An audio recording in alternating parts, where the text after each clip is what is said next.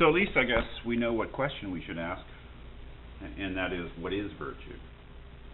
Seemingly that's the prior question. That's the question that has to be asked first, according to Socrates, before we inquire into any of the qualities of virtue, for instance, whether it's teachable. So what is Meno's first answer to Socrates' question, what is virtue, and why does Socrates reject it? Meno's first answer is very interesting, and it comes on page 4 at around 71e. He says to Socrates, "It is not hard to tell you, Socrates.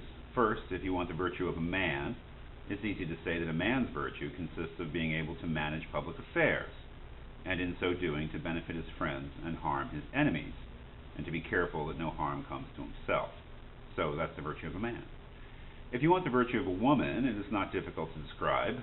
She must manage the home well, preserve its possessions, and be submissive to her husband. So that's the virtue of a woman.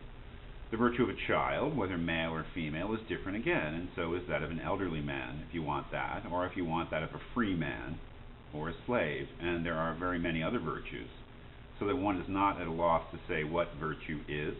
There is virtue for every action and every age, for every task of ours and every one of us. And Socrates, the same is true for wickedness." Well, in the history of philosophy, there's never been an answer to a question that's been more pilloried, criticized, and dismissed than Meno's first answer in this dialogue to the question, what is virtue? And I've always felt that that is very unfair, because, first we should note that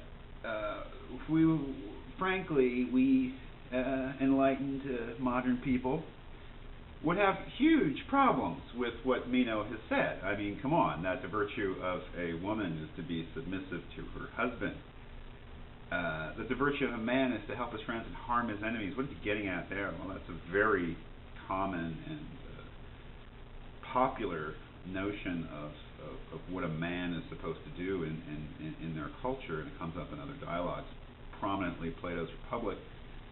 Okay, we have all sorts of problems in the particulars of Meno's answer. There's a mention of slavery there, which is really shocking, but we should keep in mind, of course, and this dialogue does remind us, because of the character of the slave boy, it comes up later, that this is a slave-owning society, like most ancient societies, as far as I know. The human slavery was common, if not controversial. It was well ingrained in the society. Okay, we have all sorts of problems with the particulars of what Meno said, but is Socrates, does he dismiss this answer? Does he reject this answer on the basis of the particulars being wrong? Meno's attitudes towards women, for instance, are wrong. No. Why does he reject this answer, and on what basis does he reject this answer? Keep in mind that Socrates has said that he is completely ignorant about what virtue is.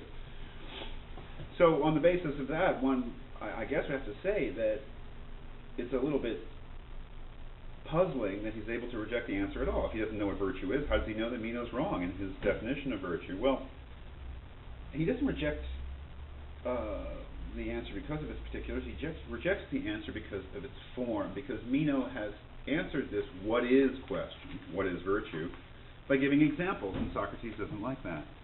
We see that immediately in Socrates' response at 72, just above letter B.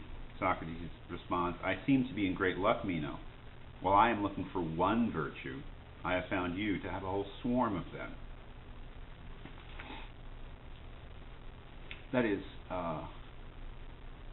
Socrates wants one answer to the question, what is virtue? Seemingly that would apply to all examples and explain why those things are virtues in a man, a woman, a child, or a slave. That the giving of examples is sort of pointing to examples of something as a way of defining it, as a way of clarifying it, is not a method that Socrates would accept. I mentioned before that I have a lot of sympathy for Meno's answer in terms of the giving of examples, if not the content of it, because I'm not really sure that that's a bad way of defining a word or a bad way of clarifying a concept to give examples of it. But it's certainly not one that Socrates would accept. And we'll see in this dialogue he's driving towards the notion that in any group of things that are called by the same name, whether they be virtues or bees or shapes or colors, that despite the differences between the individual examples, that there must be some common element. There must be something that they all share that makes them the kind of things that they are, whether, again, it's virtue or color or shape or being a bee.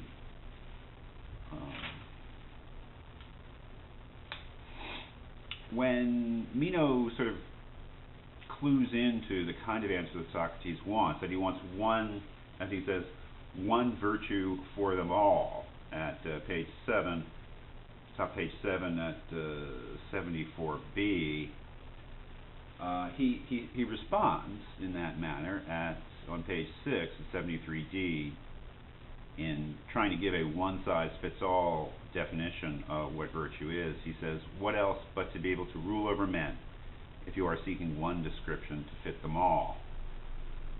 And then Socrates has problems with that, because he says, to be a virtuous ruler, don't you have to rule justly? And just ruling doesn't make you virtuous. You must rule with justice. And then Meno says at 73e, I think so, Socrates, for justice is virtue. Socrates immediately responds, is it virtue, Meno, or a virtue? And then he gives the example of roundness. Roundness is not shape, roundness is a shape, because there are many shapes. Just as justice seemingly doesn't completely define virtue, because there are other virtues besides justice. And Meno is able to list them at just below 74 on the same page. Meno says, I think courage is a virtue, and moderation, wisdom, and munificence, and very many others. So he's gone from saying, well, the virtue of a man is this, and the virtue of a woman is this, and the virtue of a child is this, to listing in a more abstract way the different virtues: moderation, wisdom, munificence, courage, and there are very many others, of course. How does Socrates respond? He says, we are having the same trouble again, Meno, though in another way. We have found many virtues while looking for one, but we cannot find the one which covers all the others. So we get a notion of what it is that Socrates is looking for in a proper answer to question what is virtue. It would be something which explained why every single example of virtue is virtue in the first place. What would we say, the essence of virtue? The essence of all virtues? The common element of all virtues that makes them virtues in the first place? This thing that he's looking for in later dialogues will come to be called the eidos in Greek, the form. He says on page 5 at 72e, in talking about health and how health is the same in man, woman, and child, he says, if it is health, does it have the same form everywhere, whether in man or in anything else, whatever? This notion of the form, this notion of the essential form, structure, the essential element that makes something which is an example of something, that sort of thing. It's kind of abstract. It's an abstract class. So Meno goes on to try to do what Socrates wants, to give him the kind of one-size-fits-all, one virtue for them all type of answer. He says on page 10 at 77b, I think, Socrates, that virtue is, as the poet says, to find joy in beautiful things and have power. So I say that virtue is to desire beautiful things and have the power to acquire them. Of course, Socrates, as very plain in the next page or two, breaks that definition down too as being incoherent. And this is what Socrates does. He asks people questions about what they know on a particular subject, and then he examines their answers. And if he sees that there are flaws in their answers, he points them out to the person, tries to get them then to come up with better answers. This is how the game works in philosophy. But Meno, well, we'll see. How does he respond to these repeated rejections of his attempt to answer the